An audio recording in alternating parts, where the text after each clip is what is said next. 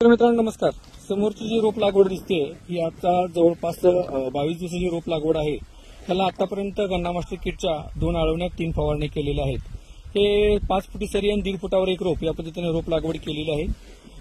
सदर प्लॉटमध्ये हरभरा हा आंतरपीक घेण्याचा प्रयत्न केला आहे, पण हरभरा आपण हा पिकासाठी न घेता बाळबरणीच्या वेळेला उपटून गाडून घेणार आहे, जेणेकरून त्याचं हिरवळीचं खत पण चांगल्या पद्धतीनं जमिनीला तयार होऊन जाईल. पूर्व हंगामामध्ये आपण एकरी 80 ते 85 टनाचा उतारा काढायसाठी हा प्लॉटचं नियोजन केलेलं आहे. त्या दृष्टीनं जमिनीची मशागत असेल, बेवड असेल ह्या पद्धतीने केलेलं आहे. सर्वसाधारण मागच्या वर्षी जानेवारी महिन्यात गव्हाचं पीक लावलं होतं. गव्हाचं पीक काढून झाल्यानंतर जमिनीची चांगल्या पद्धतीने मशागत करून शेणखत वगैरे वापरून आपण ह्याच्यानंतर जूनमध्ये शेंगाचं पीक घेतलं होतं भुईमुगाच्या, आणि भुईमुगाच्या शेंगाचं पीक काढल्यानंतर जमिनीची सऱ्या सोडून आपण इथं ऊसाची लागवड केलेली आहे. आपल्याला ह्या पूर्व हंगामी लागवडीमध्ये म्हणजे आपण आता डिसेंबरच्या 15 ते 20 तारखेच्या दरम्यान ही लागवड जी झालेली आहे, या लागवडीमध्ये एकरी 80 ते 85 टनाचं टार्गेट ठेवून काम करतोय.